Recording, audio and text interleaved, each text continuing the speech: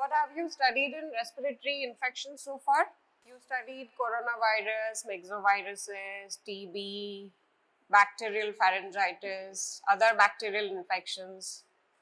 Today we will discuss miscellaneous infections of respiratory system. But we are particularly discussing Epstein-Barr virus today. What is Epstein-Barr virus? Where have you studied this name before?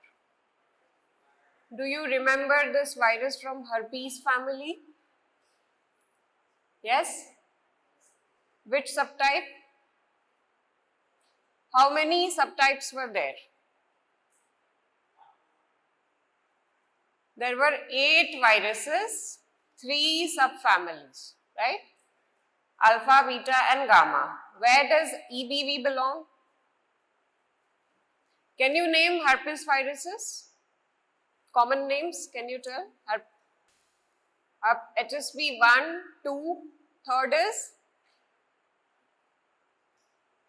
Does it have a name? Epstein-Barr virus is the 4th one. Which one is the 3rd virus? Varicella zoster, right? Then comes your EBV, then comes CMV, HHV 6 and 7 and 8. So can you see that they are targeting specific site? The latency is seen in memory B cells in case of gamma subfamily, which has Epstein-Barr virus and Kaposi's sarcoma related herpes virus. What do you mean by this? They carry oncogenic potential among all these viruses. Easy to remember? Which 2 viruses are carrying oncogenic potential? Epstein-Barr virus and HHV8. Okay? What is HHV? Human herpes virus. Okay? So when you talk about Epstein-Barr virus, it's an enveloped virus. You can see here it has a double-stranded DNA and this is nucleocapsid. It is associated with something called as infectious mononucleosis. Along with that, you can see its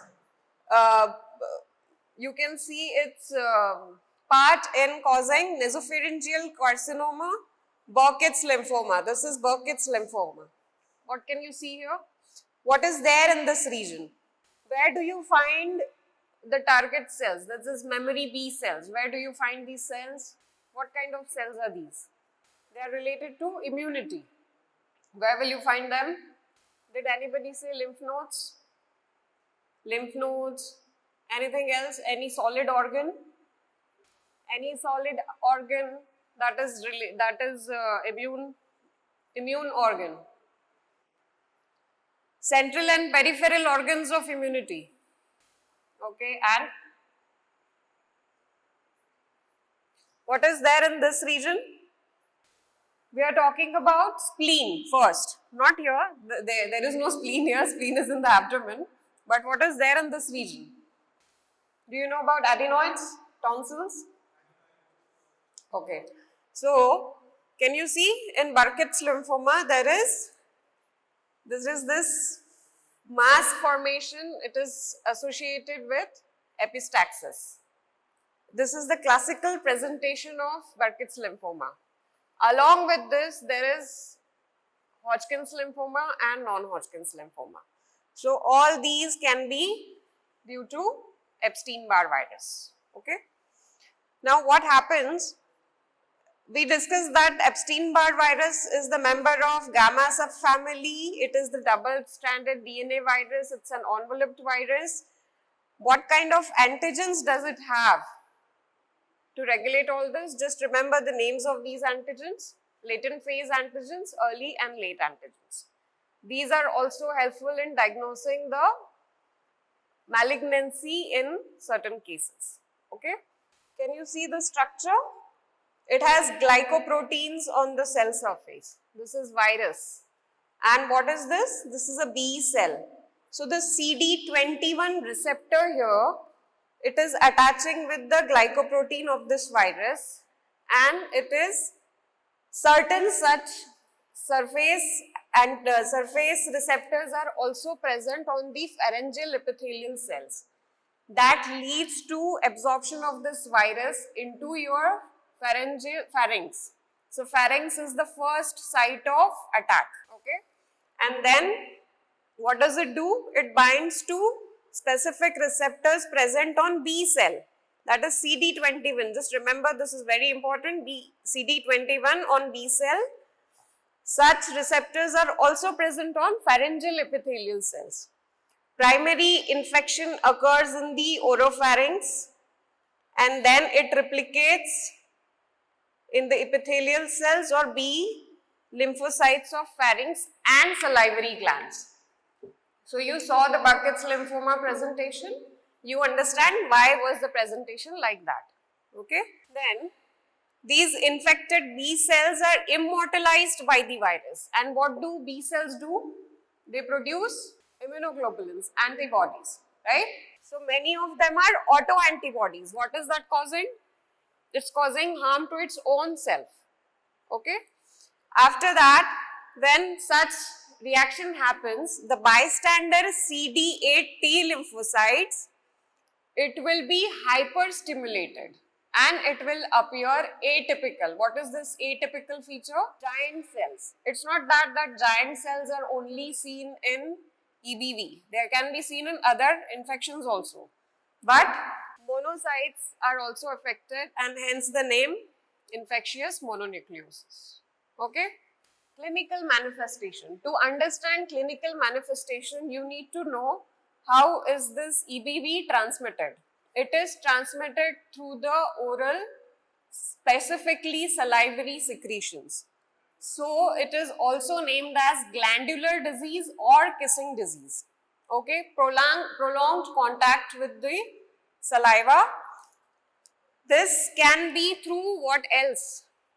Using the same utensils from the patient's utensils if you're eating. If there are salivary droplets, that can also lead to this infection.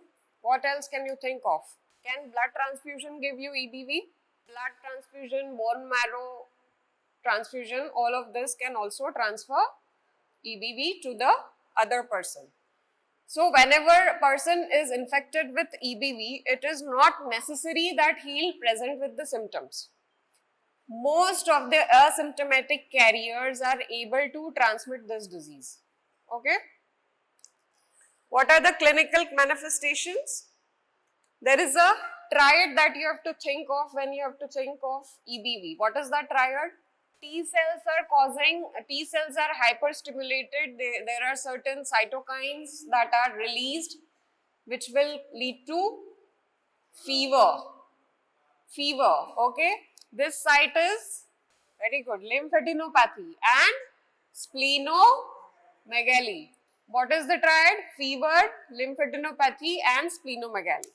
So whenever you are talking about EBV, you have to remember about this triad, that is fever, splenomegaly and lymphadenopathy. What are other things? Patient will also present with headache. He will complain of pain and malaise. What is malaise? Weakness, fatigue. The kind of fatigue he had never ever experienced in the life. That kind of fatigue he will complain of. Okay. Also, if the patient has been on ampicillin therapy, he will develop certain rashes. What do you mean by that? A drug is given to the patient. He had Epstein-Barr virus. He was already infected with Epstein-Barr virus. Is ampicillin targeted in Epstein-Barr virus? What is ampicillin? Ampicillin is an antibiotic. Is it an antiviral? No. So when you are giving this antibiotic, the rashes are developed. Why do you think these rashes are developing? Again, due to hyperstimulation of T cells. It's a hypersensitivity reaction towards this drug, okay, which will subside on its own. So does that mean this person will remain infected with, will remain the case of hypersensitivity to ampicillin? It is not warranted, it can resolve on its own and he may not develop allergy to ampicillin again. Okay. Also, there is autoantibodies reactive to sheep RBC antigens. This is one of the not very much practiced laboratory test in which you take the patient's blood sample, serum sample, and directly look for the agglutination when it is reacted with the RBCs of other mammals. The other mammals, sheep or horse. Okay, this is what it is seen in case of heterophile antigen detection that was named after Paul Banel test. Then there is something called as mononucleosis-like syndrome. Similar presentation, clinical symptoms are exactly same as seen in Epstein-Barr virus, but just remember that infectious mononucleosis is caused by EBV. What are certain other viruses that can cause mononucleosis-like syndrome? It means the similar symptoms, but in some cases you will not see cervical lymphadenopathy, which is the pathognomic feature of infectious mononucleosis. How will you diagnose this? You will see antibodies to specific viruses. If it is caused by EBV, you will see antibodies specific to EBV. If it is caused by this, then antibodies to cytomegalovirus or other agents may be elevated. What is the significance of CMV, cytomegalovirus? What kind of infections do you see in case of CMV? You can see congenital infections, can cause congenital infections, right? What kind of infection varicella zoster can cause? Who says shingles? Shingles is the right answer. What can you see in case of HHV 6 and 7? You can see chronic fatigue syndrome. You can see 6th day disease named after HHV 6. Roseola infantum, exanthem subitum. All these are related to HHV 6 and 7. Okay. This we already discussed. In Burkitt's lymphoma, you will see starry sky appearance. In nasopharyngeal carcinoma, as the name suggests, the nasopharynx will have this tumor-like growth and related symptoms. Hodgkin's lymphoma shows owl's eye appearance. What is that appearance? Reed-Sternberg cells that is seen in Hodgkin's lymphoma. Okay. Then, what are other conditions that are associated with EBV? That is oral hairy leukoplakia. You can see the hair-like projections on the lateral side of the tongue. Okay, that is a oncogenic potential of the virus. Lymphoproliferative disorders can be seen in immunodeficient people and chronic fatigue syndrome also. All of this are related to immunocompromised people. Okay, most commonly found in HIV patients. Laboratory diagnosis. I told you about Paul Banel test where the heterophile antigen is reacting with the RBCs of other mammals. What is happening here? IgM is formed which is reactive to RBCs of other mammals such as sheep, horse, etc. in case of positive patients. That is Paul Banel test. Monospot test is rapid diagnostic test which is based on the same principle. Okay. Then you can go for ELISA. What kind of ELISA you can go for? Direct or indirect, where you find antigen and antibody. Okay, in case of indirect antigen, you are finding the antibodies to viral capsid antigen. In case of direct, you are finding the antigens using the antibodies. Okay. What else can you do? Since it's a virus, you can go for molecular methods. What are these molecular methods? You can either detect the DNA through PCR. You can also go for viral load through RT-PCR, and You can target specific genes and quantify the EBV DNAs also. Okay. What is the treatment and preventive measures? You have to give the supportive treatment to the patients. You can give acyclovir to contain the disease, but it does not entirely cure it, right? What can you provide to the patient? Since CD20 was in the action, you can give antibody to the CD20, which is known as rituximab. What is rituximab? Since it has MAB in the end, what is it? It's a monoclonal antibody, right? And you are saying something, say it loudly. That was about EBV. Do we want to revise EBV? EBV is a envelope double-stranded DNA virus. It belongs to gamma subfamily of herpes virus, affects the B cells, also cause hyperstimulation of T cells. What is the first site of infection? Pharynx. What is the route of transmission? Prolonged contact to saliva, can be through blood transfusion or bone marrow transfusion. What is the classical triad? Fever, lymphadenopathy and splenomegaly. Okay. What else is there? Headache, malaise and severe fatigue and pain. What are the other classical conditions?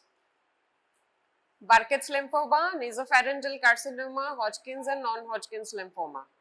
Other than this, in immunocompromised patients, what can be seen? What can be seen? In immunocompromised patients, what can be seen? Hairy cell leukoplakia, chronic fatigue syndrome. Okay. How will you diagnose?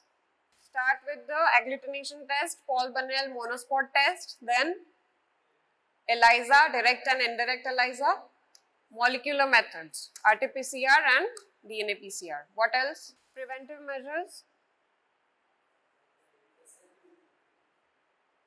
Can asymptomatic patients transfer the disease? Will everybody develop a symptom who is infected with EBV? No.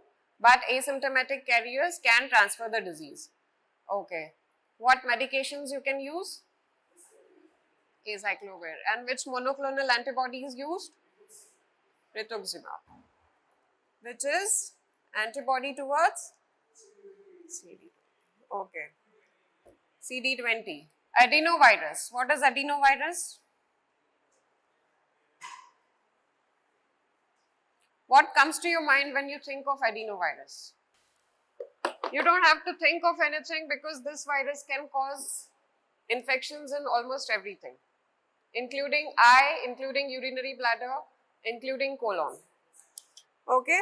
So what can you see? This is, what does it look like? Does it look like a space vehicle? Because you can see the fibers projecting from its vertices. It is a double-stranded DNA virus, icosahedral symmetry is there and particular space vehicle appearance is there. So, don't talk. Can you see this? They replicate in the epithelial cells of respiratory, eye, GIT, urinary bladder and liver. Is anything left? What do we have to do here? We have to remember the serotypes. Which serotype is causing disease in which organ? So, the most common types are type 1 to 7. But what is 1 to 7 causing? Mostly respiratory diseases. What kind of respiratory diseases? URTI is connected with serotype 1, 2 and 5. In adolescents, 3, 4 and 7 are common. Pneumonia, since adolescents and this is included, you can see 3, 7 and 21, they are all multiplicable by 3. Just remember it like that. Then, not 7. Then acute respiratory disease syndrome, again 4 and 7. So, it commonly includes 1 to 7 serotypes for respiratory disease. Okay. Then pharyngoconjunctival fever or swimming pool conjunctivitis. Since the name is suggesting that this can also cause an outbreak among the swimmers going to the same swimming pool, right? So, this can spread from there. What are the serotypes involved? 3 and 7. So since we talked about since we talked about swimming pool, the name becomes this, epidemic keratoconjunctivitis, right? It can also cause infantile gastroenteritis. If you are given a case where there is an infant who is developing a diarrhea, you can mention this adenovirus. You were given the case in the recent examination that a 17 years old presented to you with diarrhea after eating street food. Could you have written adenovirus there? Because you have to look at the age, okay? Then it can also cause hemorrhagic cystitis. What is cystitis? What is a cyst? Infection of the urinary bladder, okay? What serotypes are involved? 11 and 21. Transplant recipients and immunocompromised patients, they are always prone to n number of pathogenic organisms. So you can mention everything. It's like pneumonia, hepatitis, colitis, hemorrhagic cystitis, encephalitis. Okay? Don't have to think about anything, just write all the systems you know. What is the sample you will collect? Depending on the case. It's not that in adenovirus you are collecting the sample conjunctival swab. If the infantile diarrhea is there and you are collecting conjunctival swab, what will you do? According to the case, you will collect these samples. Then, virus isolation is done on cells because it requires the host to grow. What kind of cells we are using? Primary human embryonic kidney cell line. What will it show? Which cytopathic effect will it show? It will show rounding and grape-like clustering of swollen cells. What other cytopathic effects do you know about? What else can you do? Antigen detection by immunofluorescence test. Okay. Again, serotyping is very important for epidemiological surveillance. Then direct fluorescence antibody test and ELISA and molecular test, that's all. Symptomatic treatment is given. Some cases of pneumonia you can give cidofovir. You guys are talking so much I can't listen anything. Thoda जोर से बोलो if you want to contribute. Okay. Then what are the preventive measures? Yesterday in the class I taught about isolation precautions. Which isolation precaution will you take here? Who was there in class yesterday? Bhaswar, which isolation precaution will you take here? There were 3 precautions, isolation precautions: contact, droplet and airborne. Which precaution will you take here? If you have a patient with adenovirus, if you are touching the urine sample, what will you do? Contact precaution, very good. So what kind of precautions we are taking? Effective hand washing is important. Contact precautions we are taking. You are using to disinfect the environmental surfaces, you are using sodium hypochlorite. Swimming pools may, if you have been into swimming pools, you will know that sometimes your eyes burn. Why do they burn? Because they are disinfecting it by adding little amount of chlorine. Why are they adding chlorine to this water? Why are they adding chlorine to this water? To disinfect it, to remove the to kill the microorganisms so that they are not left potential enough to cause the disease, okay? And if an ophthalmologist is doing eye examination on the patients, he ought to clean the instruments that he is using with at least alcohol, okay? That are the preventive measures. That was about adenovirus. There is one thing about adenovirus, that defective adenoviruses can be used in gene therapy. So we can use them in the diagnosis of even TB because of their affinity to cause infection on all the sites of the body. okay, but they are rendered avirulent. So they will not be able to produce any disease, rather they will transfer the molecules or the genes that will cure other diseases that the patient is infecting from, okay. Rhinovirus infection. Who all know about this infection? How many of you have suffered from common cold? When do you understand that it is a common cold? What kind of symptoms will you have? Who is this person? What is he having? Rhinoviruses are the most common cause of common cold. Does not mean only rhinovirus is causing common cold. Other viruses can also cause common cold. Rhinoviruses belong to which family? Picornaviridae family. What are the other viruses in this family? And likewise, when EBV had certain receptor affinity towards pharyngeal cells, this has intercellular adhesion molecule receptor affinity in the host, okay. Then how do we differentiate them from enterovirus, which are also belonging to the Picornaviridae? These rhinoviruses are acid labile. What does the name enterovirus tell you? What kind of pH do they have to pass from? Acidic pH, but they are not acid labile. These are acid labile, okay. They become unstable below 6 pH and they are transmitted by the respiratory route. This is the differentiating factor. Respiratory route, it means respiratory symptoms. Incubation period is 2 to 4 days. What was the incubation period in EBV? It can range from 2 to 6 weeks, okay, because remember herpes virus show this ability of latency. Once they enter the body, they will not produce the symptoms quickly. They undergo latency, okay, that is why the longer duration period. Here you will see the incubation period in case of rhinovirus, it is 2 to 4 days. Common cold syndrome. We have all suffered with this.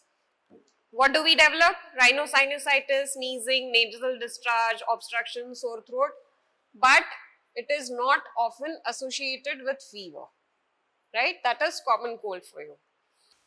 If you are not treating this, is the treatment warranted in case of common cold?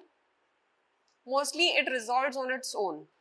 But at certain ages, like in infants or extremes of ages, it can also lead to secondary bacterial infections. That is why in certain cases, bacterial coverage is added to the patient so that we prevent secondary bacterial infection in the form of otitis media, sinusitis, bronchitis, pneumonitis, especially in children.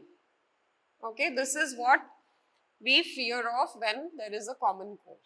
They can be grown in the fetal, human fetal cells, stem cells, and you can see that most strains grow better at 33 degrees Celsius and not at 37. It is said that this is the nasopharynx temperature. That is why they are causing infection in this area. Okay, treatment is always supportive. That was about miscellaneous infections.